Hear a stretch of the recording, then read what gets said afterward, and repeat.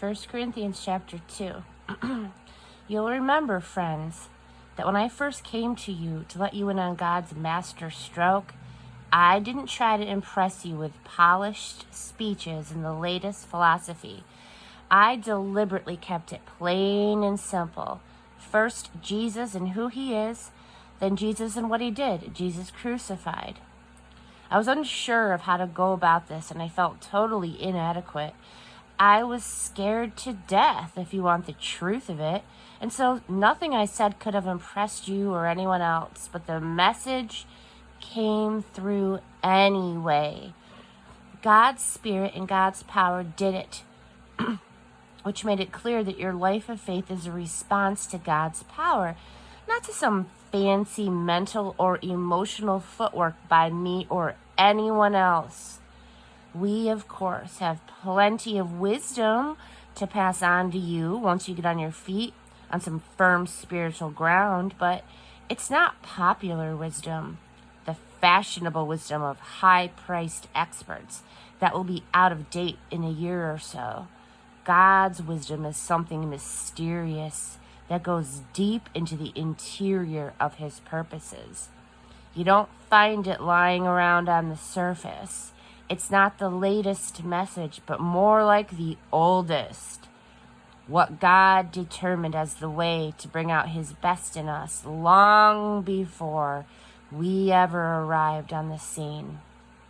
The experts of our day haven't a clue about what this eternal plan is.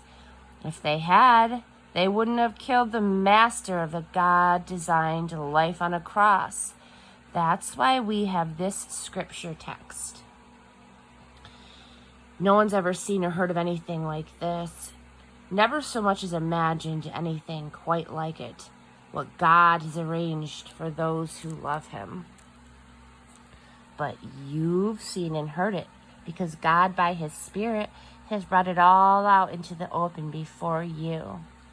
The Spirit, not content to flit around on the surface, dives into the depths of God and brings out what God planned all along. Whoever knows what you're thinking and planning except you yourself? The same with God, except that he not only knows what he's thinking, but he lets us in on it. God offers a full report on the gifts of life and salvation that he's giving to us. We don't have to rely on the world's guesses and opinions. We didn't learn this by reading books or going to school. We learned it from God, who taught us person to person through Jesus. And we're passing it on to you in the same first-hand, personal way. The unspiritual self, just as it is by nature, can't receive the gifts of God's Spirit. There's no capacity for them. They seem like so much silliness.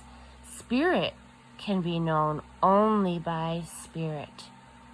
God's Spirit and our spirits in open communication. Spiritually alive. We have access to everything God's Spirit is doing and can't be judged by unspiritual critics. Isaiah's question, is there anyone around who knows God's Spirit? Anyone who knows what he's doing? Has been answered. Christ knows, and we have Christ's Spirit.